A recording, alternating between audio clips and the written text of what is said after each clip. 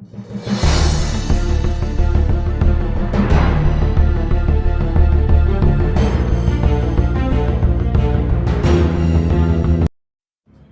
Everyone, आज मैं 12th class को पार्टनरशिप पढ़ाने जा रहा हूं। तो आइए स्टार्ट करें। तो पार्टनरशिप क्या है? Partnership is the relationship between, मैं बताता हूं, रिलेशनशिप बिटवीन, अब किन के बीच में? एक पार्टनरशिप क्या है? एक रिलेशनशिप है between the person who have agreed to share the profit of the business carried on by all or any of them acting for all. इसका मतलब क्या होता है कि जो जो पर्सन्स होते हैं जिन्होंने शेयर लिया होता है अपने हाथ में, तो उन वो क्या करते हैं कि सारे काम नहीं कर पाते। जैसे मान लो कि एक कंपनी में या एक पार्टनरशिप फर्म में 20 क्या पार्टनर है। अब उसमें से 10 पार्टनर जो है वो काम नहीं करते और 10 जो पार्टनर है वो वर्किंग है। तो इसका मतलब क्या होगा कि carried on by all or any of them acting for all का मतलब कि उनके बिहाफ पर कोई भी एक्ट ले सकता है, बस। तो अब हम समझते हैं पार्टनरशिप के फीचर्स। तो पार्टनरशिप के फीचर्स, कुछ ना फीचर्स है पार्टनरशिप के। पार्टनरशिप भी तो किसी वजह से की जाती होगी ना, तो उसके कुछ फीचर्स है। तो पहला फीचर्स क्या है? टू और मोर पर्सन।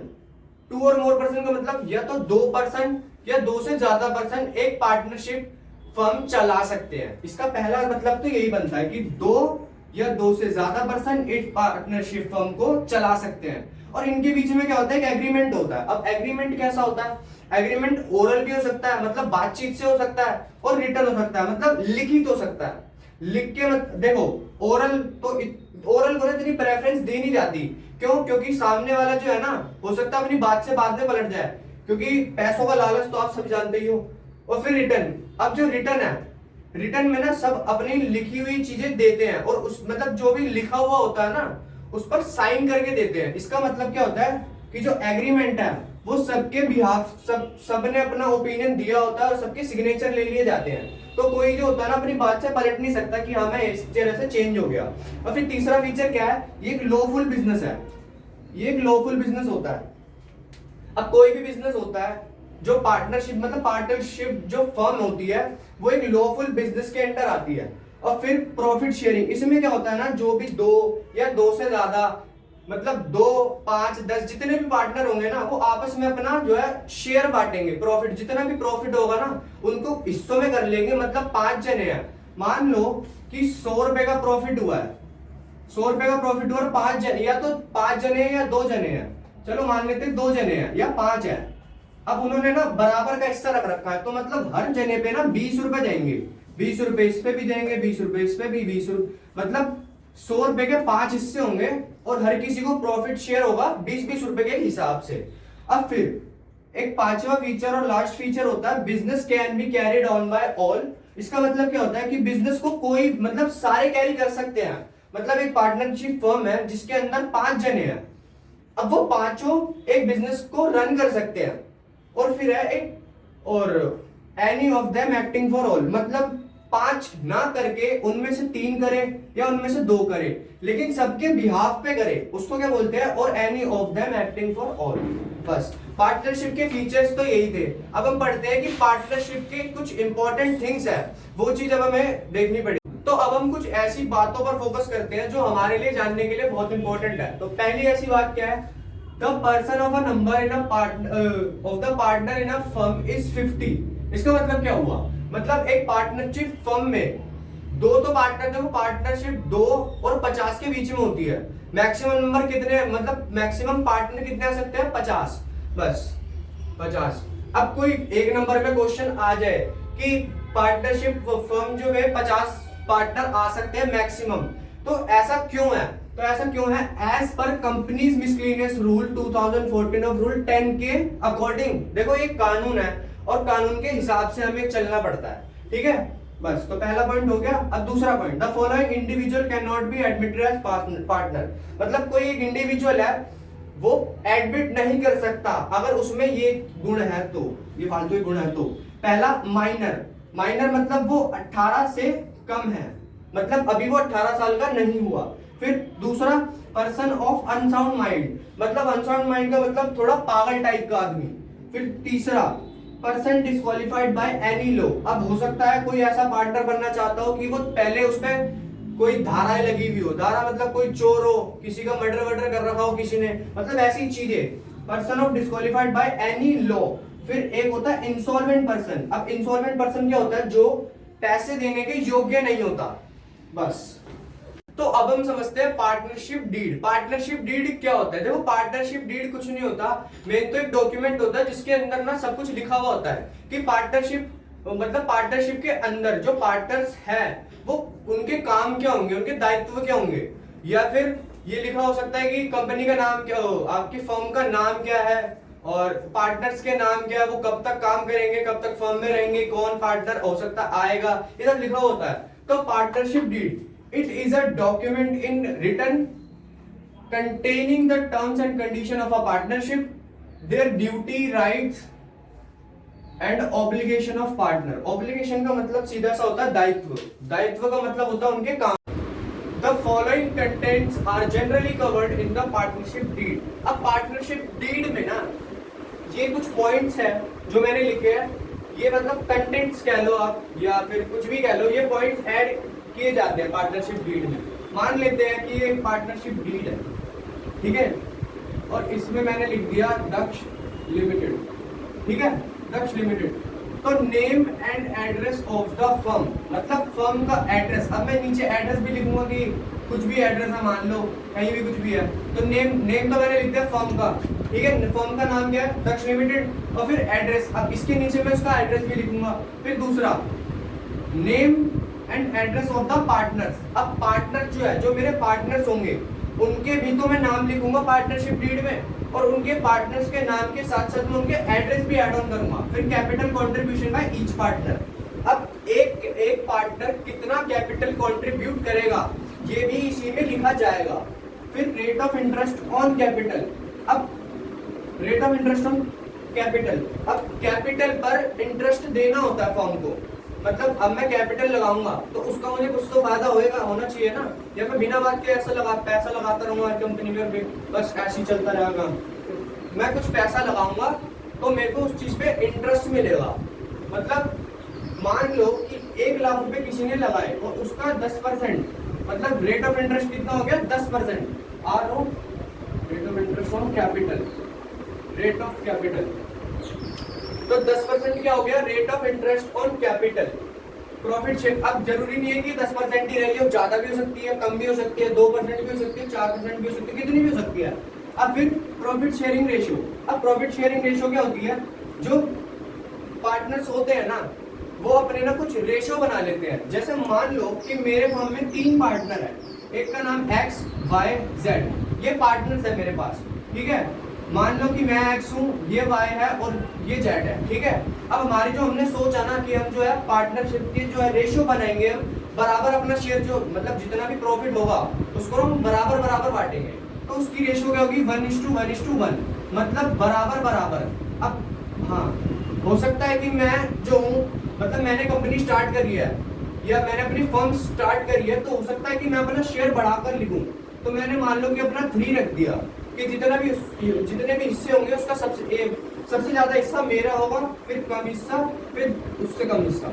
ये भी हो सकता है, कुछ भी हो सकता है प्रॉफिट शेयरिंग रेशियो। फिर रेट ऑफ ड्रॉइंग, लेकिन होगा इसी फॉर्म में, जो है रेट ऑफ शेयरिंग रेशियो होगी इसी फॉर्म में। फिर रेट ऑफ ड्रॉइंग्स। अब जो ड्रॉइंग्स होती है, ड्रॉइंग्स पर ना क्या बोलते हैं, हाँ, फिर आती है रेट ऑफ ड्रॉइंग्स। अब जो ड्रॉइंग्स होती है ना, ड्रॉइंग्स पर जो है इंटरेस्ट चार्ज होता है। अब वो चार्ज होने के बाद ना सीधा फर्म को जाता है, मतलब फर्म चार्ज करती है ड्रॉइंग्स पर इंटरेस्ट। अब वो इंटरेस्ट पे कौन करता है? पार्टनर। फिर आती है सैलरी और कमीशन टू पार्टनर, या फिर इनको बोल सकते हैं रेम्यूनरेशन।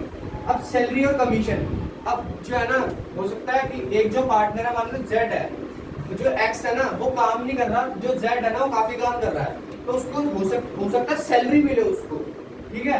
और कमीशन, मान लो कि जो है कि जो हमने डील करी है पार्टनरशिप की, मतलब हमने कुछ गुड्स खरीदे हैं और बेचे हैं, उसमें जो कमीशन, उसमें जो काम है ना उसका Y का सबसे बड़ा है, मतलब उसने ही हमारे को एजेंट लाके दिया, और जो होता है मतलब बीच का जो काम होता है ना वो Y ने करा, तो उसको हम क्या देंगे, कमीशन। कमीशन और इन सबको जो है रेमुनरेशन भी कह देते हैं। रेमुनरेशन का भी सेम मतलब होता है। फिर rate of interest on loan given by partner to the firm. अब ये हो सकता है कि जो है ना पार्टनर है, कभी कभी ना कंपनी के पास पैसा नहीं होता, तो क्या कंपनी बाहर से मांगती है। अब पहले उसकी प्रेफरेंस होती है कि बाहर से ना मांगे, वो अपने जो घर के बंदे हैं वो पार्टनर भी दे देते हैं पैसे, वो पार्टनर लोन पे दे देते हैं कि इतना % हम चार्ज लेंगे। वो भी इसी के अंदर लिखा होता है कि अगर किसी पार्टनर ने कंपनी फर्म को लोन दिया तो कितने % उसको इंटरेस्ट दिया जाएगा साल का। अब फिर सेटलमेंट ऑफ डिस्प्यूट। डिस्प्यूट का मतलब होता है कि विवाद, जो भी कंपनी में लड़ाई झगड़े होते हैं तो उसको सेटलमेंट करती है ये पार्टनरशिप डीड। बस पार्टनरशिप डीड का मतलब यही था, मैंने आपको बता दिया। और जो भी इसके अंदर कंटेंट्स ऐड ऑन होते हैं वो भी मैंने आपको बता दिया। हमने पढ़ा कि पार्टनरशिप डीड का मतलब और पार्टनरशिप डीड के अंदर कौन कौन से कंटेंट आते हैं। ठीक है, अब हम पढ़ते हैं कि पार्टनरशिप डीड जो है वो जरूरी है। चलो, is it essential to have a partnership deed? हाँ, no it is not essential but desirable to have a partnership deed. देखो ये जरूरी तो नहीं है, लेकिन अच्छा होगा कि अगर आपके पास पार्टनरशिप डीड है तो। क्यों? क्योंकि अभी जैसे मैंने पहले बताया कि जो पार्टनर्स होते हैं ओरल में अगर हम बात करें तो वो पलट जाते हैं कि हाँ जी मैंने तो ऐसा कुछ बोला नहीं था और मेरी सैलरी इतनी है, मेरी कमीशन इतनी है। हाँ, फिर आगे बढ़ते हैं। तो इसी वजह से जो है हमारे पास पार्टनरशिप डीड का होना जरूरी होता है। लेकिन अगर नहीं है तो in case of partnership does not exist, provision of the Indian partnership act 1932 will apply. अब इसमें क्या होता है, हाँ मतलब अगर पार्टनरशिप डीड नहीं है तो, और अगर कॉन्फ्लिक्ट पैदा हो जाते हैं पार्टनर्स के बीच में, तो हम क्या करेंगे, provision of the Indian partnership act के तहत जो कानून बना हुआ है उसके हिसाब से चलेंगे। उसके हिसाब से चलने मतलब उसमें क्या क्या लिखा है, ऐसे कौन से प्रोविजन है। पहला प्रोविजन है कि जो है profit and losses are to be share equally. जितना भी शेयर प्रॉफिट का है वो इक्वल बढ़ जाएगा, प्रॉफिट हो या लॉस हो वो पूरा पूरा इक्वल बढ़ जाएगा पार्टनर्स के बीच में। फिर interest on capital is not allowed, interest on drawing is not charged, ये दोनों चीजें नहीं मान्य रहेगी। फिर partners are not entitled for any salary, commission और एनी अदर रेम्यूनरेशन, और interest at the rate 6% per annum is to be allowed on loan advance granted by the partner to the firm. अभी मैंने बताया था कि जो company को partnership firm को कभी कभी नीड रहती है मनी की, तो वो क्या करते हैं, पार्टनर से मांग लेते हैं, लोन ले लेते हैं।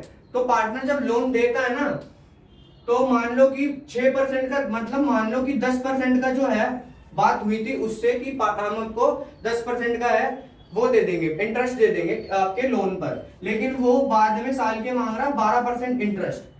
तो इसके हिसाब से कॉन्फ्लिक्ट पैदा हो गए, अब हो गए ना। कंपनी जो है मतलब जो पार्टनरशिप फर्म है वो 10% इंटरेस्ट दे रही है और पार्टनर मांग रहा है लास्ट में 12%। तो इसी के लिए बना है कि interest at the rate 6% per annum is to be allowed on loan advances granted by the partner to the firm. मतलब जो भी लोन जो दिया जाएगा उसका जो इंटरेस्ट होगा वो 6% पर एनम के हिसाब से मिलेगा इस प्रोविजन एक्ट के अंदर। बस हाँ, तो अब हम इस चैप्टर की थ्योरी, जो भी हमारी थ्योरी है उसके लास्ट टॉपिक को कवर करेंगे। तो importance of partnership deed. Partnership deed की इंपॉर्टेंस क्या है? Partnership deed is an important legal document, ये एक लीगल डॉक्यूमेंट होता है which define relationship among the partner, partnership के रिलेशन को डिफाइन करता है। फिर ये it is important to have a written partnership deed. Partnership deed लिखी हुई जरूरी होती है ताकि उससे क्या हो सके, अवॉइड और सेटल या फिर अवॉइड पॉसिबल डिस्प्यूट्स हो सके। अभी मैंने पीछे बताया था कि 10% और 12% बीच में कॉन्फ्लिक्ट्स पैदा हुए थे, तो ऐसे कॉन्फ्लिक्ट्स पैदा ना हो इसलिए ये चीज रिटर्न में ली जाती है और इसी को पॉसिबल डिस्प्यूट्स कहते हैं। बस ये हमारा थ्योरी इस चैप्टर की थ्योरी जो है अभी हमने कवर कर लिया है। अब हम इसके अगली वीडियो में हम पढ़ेंगे इंटरेस्ट ऑन ड्राइंग्स के बारे में। सो आई होप आपको जो मैं पढ़ाना चाहता था वो आपको अच्छे से समझ में आया होगा। और अगर आपको ये वीडियो पसंद आई है तो इस वीडियो को लाइक कीजिए, चैनल को सब्सक्राइब कीजिए और अपने दोस्तों में इस चैनल को शेयर कीजिए, इस वीडियो को शेयर कीजिए, ताकि वो इन वीडियो से अपने जो भी उनको कोई डाउट है तो वो उनके डाउट क्लियर हो सके। और अगर आपको कोई डाउट है तो आप कमेंट में मुझसे पूछ सकते हैं, मैं 1 बाय 1 करके आपको रिप्लाई दूंगा। So thanks for watching.